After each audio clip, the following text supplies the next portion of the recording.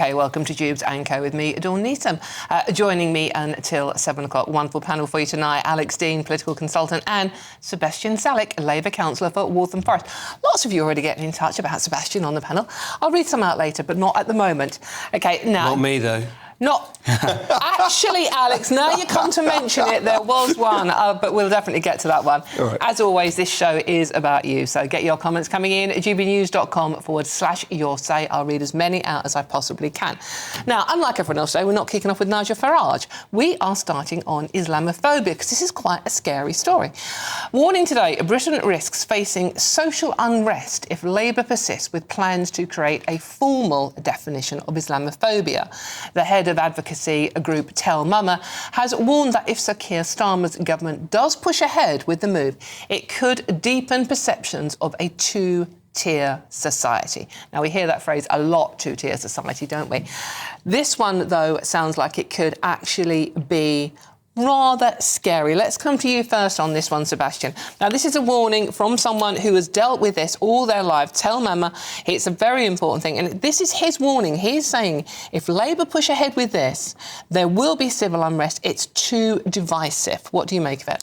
Well, I'm not saying necessarily that the charity is warning of civil unrest, but they are registering their concerns. Let's be clear about that. They're also saying, or have said recently, that this is now the most dangerous time to be a Muslim in the UK, and they've shared statistics that Islamophobic assaults surged by 73% in 2024 to a record high. So clearly there is an issue. Clearly Muslims are being unfairly treated in this country and are suffering abuse that they should not be suffering.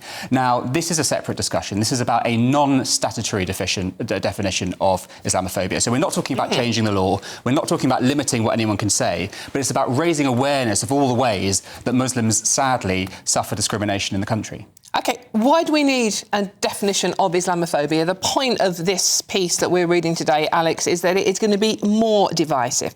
It's going to... Why do Muslims... This is Faisal Mughal talking. Why do Muslims need special treatment? They don't. And I think the risk, notwithstanding what's just been said, is that we get a blasphemy law for one faith alone by accident. But I didn't, no doubt, of good intentions. But I've got a more specific problem with this, and I think the Labour Party's got itself in a real pickle, or entirely by their own design.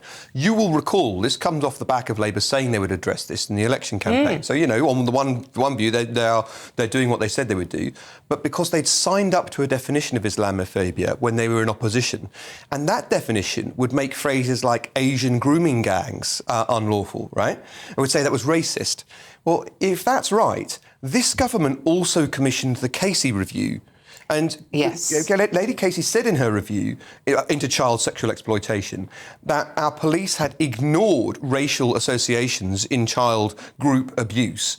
And, of course, we're now going to have a public inquiry into it. And she said you have to address the issue of ethnicity in child sex abuse. Well, this government, on the one hand, has commissioned a review which says the issue of child sex abuse by ethnic groups is very important and we've got to talk about it, and looks like it's going to sign up to a definition of Islamophobia which will say you can't.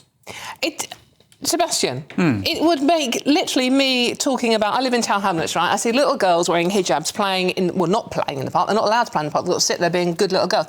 This, in theory, could make me saying, oh, why can't the little girls go and play with their brothers, Islamophobic. If this comes in, that very different... It leads to any criticism of Islam potentially being dangerous. Well, it doesn't, because once again, it's not changing the law. It's not statutory, but people will... We do know that judges and police forces will interpret it as being Islamophobic. We have to be allowed to criticise in this country. That is really important. And there is a balancing act to be had. But we don't know, because we don't know what the definition is. So once it comes through, let's have that debate properly and see if we think they've struck the balance right. But there is a balance to be struck, because I don't want free speech to be curtailed. And that's why I'm reassured that this is non-statutory, that this isn't going to change the law. It isn't going to change what we can and can't say. It's just about raising awareness of these lower-level forms of discrimination. It's things like if you're a Muslim in the workplace and you don't go out drinking with your colleague because you don't drink alcohol, and then you are discriminated against off the back of that.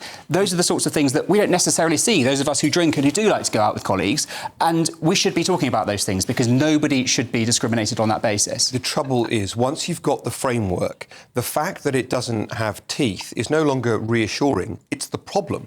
And people will say, oh, this doesn't have teeth, it doesn't go far enough. We've got now to give it power. It now needs to be on a statutory basis. It should be a criminal offence. Because otherwise, what's the point of being able to say that person is Islamophobic and we can't do anything about it? Or to put it more plainly, if you're going to create these rules, what are they for, if not for enforcing? Good question. What are they for? What is the point of this then? It doesn't have teeth. It's not statutory. So, you know, your example about, you know, not going to the pub because you're a Muslim and your workmate's taking the mickey out of you, why do we need to make that officially Islamophobic? I've said it already and I'll say it again. It's about raising awareness. And these aren't my words. This comes from the Islamophobia Response Unit, which is an Islamic charity who want to shine a light on these forms of discrimination. I'll come back on Alex's point as well about the next steps and where this might lead. Entirely speculative. We don't know at all. It's really baseless to say that. The other thing I would raise is that baseless. We do rightly have a definition of anti-Semitism in this country, which both Labour and the Tories signed up to. And I think we need some parity here with Islamophobia as well. Both are terrible afflictions in our society. Both need to be stamped out. Both need clear language around them. It doesn't give you pause that Tell Mama, which exists to monitor anti-Muslim hate incidents, says this is a bad idea. Doesn't even make you think maybe not. They are in the minority on this. The Muslim Council of Britain says it's a good idea. The Islamophobia Response Unit says it's a good idea. Many other Islamic charities do as well. So one outlier does not a theme make, I'm afraid. Do you think, Alex, that this could be the start of a slippery slope? And do you think the way this could be, if it comes, obviously it's speculative, we don't know, but if it is, it could be interpreted wrongly by the judiciary and by police forces? If you wanted to identify the slippery slope, you need a rear-view mirror, not speculating on what's coming. We've already gone well down that path. In fact, I would say in some ways, good news for society, we've gone past peak racist. There was a time when if you called someone a racist, if they were alleged to be racially motivated about something, that was them done. The public space, they were no longer. It doesn't work anymore, but in part because we're all told we're all far right all the time, and it just doesn't. If everyone's far right, then nobody's far right? And the people protesting outside of asylum hotels, who tell them they're far right, they say, if you think that, I don't care. I'm standing up for my community. So that doesn't really wash. What this is, in some ways, is a backward step. It's a backward step on the fact we've already progressed past saying you're not allowed to say these naughty, hurty words about these groups. And if you do, you're the one that's in trouble, no matter what they've done. Once again, it's about raising awareness of the issue. It's about making sure that these smaller instances of Islamophobia don't go unnoticed. But what do you do about it? This is the problem, Sebastian. OK, we're raising awareness of it. We are aware of it as it is, but what do you do about it? I'll give you an example. If you are an employer, you run a business and you're running training for your colleagues, you may want to draw attention to the example I gave you earlier, or of the fact that sometimes if you have a woman in a hijab, for example, she may not be included in a promotional photo for the company. That's another example. That's discrimination. There are workplace laws against that. Yes, that's true, but it still happens, and it's about training so we can avoid it happening in the first place. This isn't going to make any difference. I'm talking about preemptive action here. Is this going to make any difference, Alex? We already have criminal laws and employment laws to stop that sort of thing. But by the time it's happened, it's too late. And on the case that Sebastian's making, it's actually a dilution of the bright line between permissible and impermissible. The state should tell you to do few things, and they should be absolutes. And the rest of the time, we should be free to do as we wish. Instead, you're starting to enter into a world where the state says, unless we've explicitly permitted something, it's banned. And that's not the way that society... That's quite continental, but that's not really how British common law has always been.